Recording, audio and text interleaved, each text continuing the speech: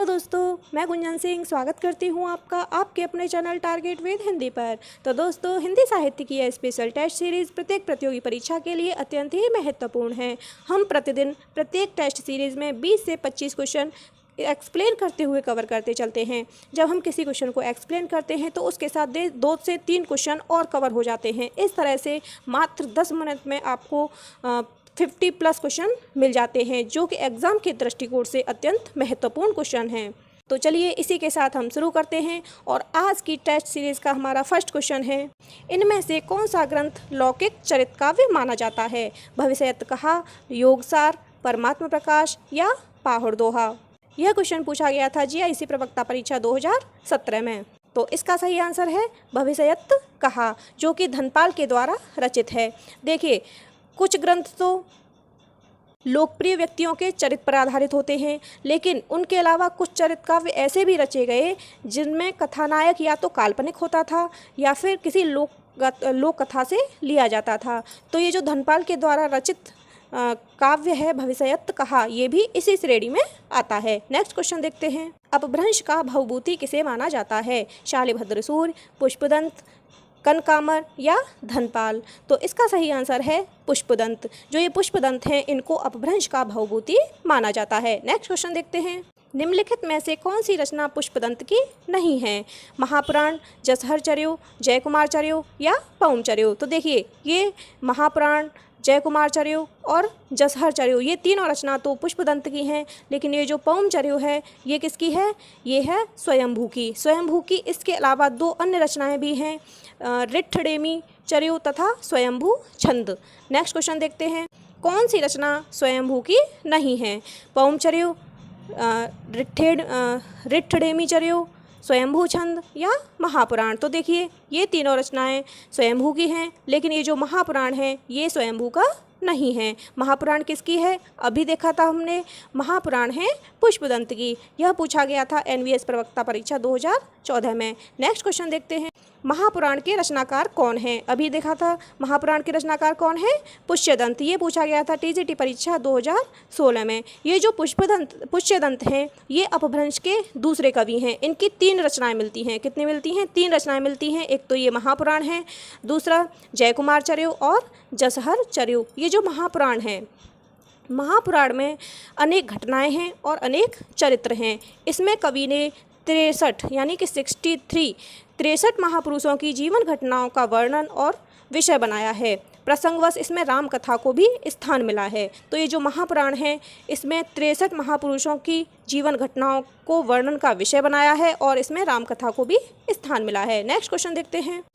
खड़ी बोली में सबसे पहले काव्य सृजन करने वाले कवि हैं? अमीर खुसरो, सूरदास, तुलसीदास या इनमें से कोई नहीं? यह पूछा गया था पीजीटी परीक्षा 2002 में। तो इसका सही आंसर हो जाएगा अमीर खुसरो।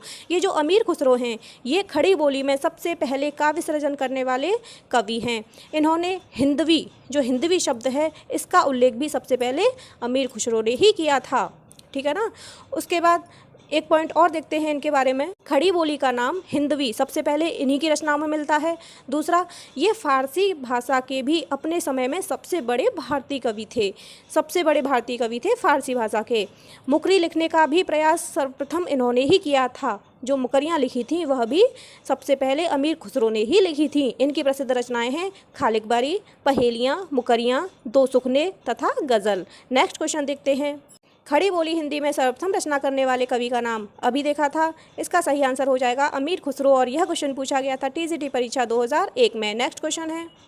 मुकरी लिखने का सर्वप्रथम प्रयास किस कवि ने किया था? तो मुकरियाँ लिखने का सबसे पहले प्रयास जो किया था वह किसने किया था? अमीर खुसरो ने। अमीर खुसरो जो फारसी के सबसे बड़े भारतीय कवि थे और हिंदवी शब्द का सबसे पहले प्रयोग अमीर खुसरो ने ही किया था।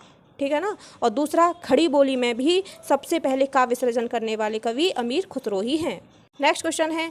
अमीर खुसरो की पहेलियाँ तथा मुकरियों का क्या उद्देश्य है? इसमें उद्देश्य पूछा गया है पृथ्वीराज चौहान की वीरता का वर्णन करना, अलाउद्दीन और हमीर के युद्धों का वर्णन, या मनोरंजन के माध्यम से लोक व्यवहार की शिक्षा देना। तो इसका सही आंसर है मनोरंजन के माध्यम से लोक व्यवहार की शिक्षा देना। और ये पूछा गया था केवीएस प्रवक्ता परीक्षा 2014 में। जो ये अमीर खुसरो हैं, अमीर खुसरो के बारे में कहा जाता है कि ये बड़े विनोदी और सहृदय व्यक्ति थे।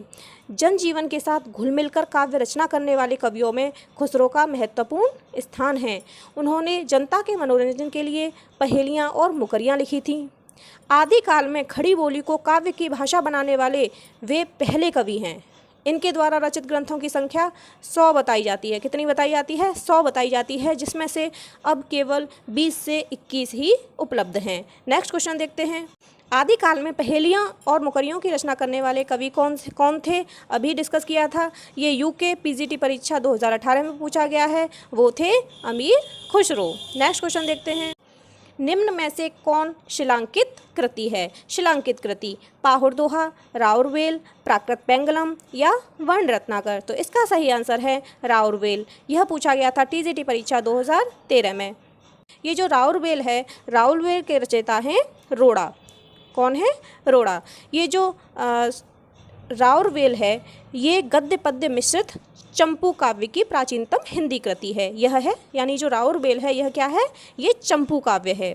इसमें राउल नाम की जो नायिका है, उसके नक्शिक का वर्णन किया गया है। प्रारंभ में तो कवि ने राउल के सौंदर्य का वर्णन पद्य में किया था, यानी कविता की तरह से, और बाद में गद्य का प्रयोग किया गया है। ठीक है ना। और ये जो राउरवेल है, इसी से हिंदी में नक्शिक वर्णन की श्रृंगार परंपरा आरंभ होती है। तो एक क्वेश्चन यहाँ से बनता है कि जो हिंदी में नक्शिक वर्णन की श्रृंगार परंपरा आरंभ होती है, वो कब से होती है, किस रचना से होती है? तो वह होती है राउरवेल से। ये जो राउरवेल की भाषा है, इसमें हिंदी की 7 बोलियों के शब्द मिलते हैं। कितनी बोलियों के? 7 बोलियों के शब्द, जिसमें राजस्थानी प्रधान है। नेक्स्ट क्वेश्चन देखते हैं। राउरवेल किस तरह की रचना है? राउरवेल किस तरह की रचना है? गद्य पद्य मिश्रित चंपू, शुद्ध काव्य, नाटक या प्रेमाख्यात्मक प्रबंध काव्य। यह पूछा गया था यूपीपीएससी एलटी ग्रेड परीक्षा 2018 में। और इसका सही आंसर है गद्य पद्य मिश्रित चंपू। जो कवि रोड़ा हैं, उन्होंने राउल के सौंदर्य का वर्णन प्रारंभ में तो पद्य में किया और बाद में गद्य में किया। तो इस तरह से ये गद्य पद्य मिश्रित चंपू है। नेक्स्ट क्वेश्चन है।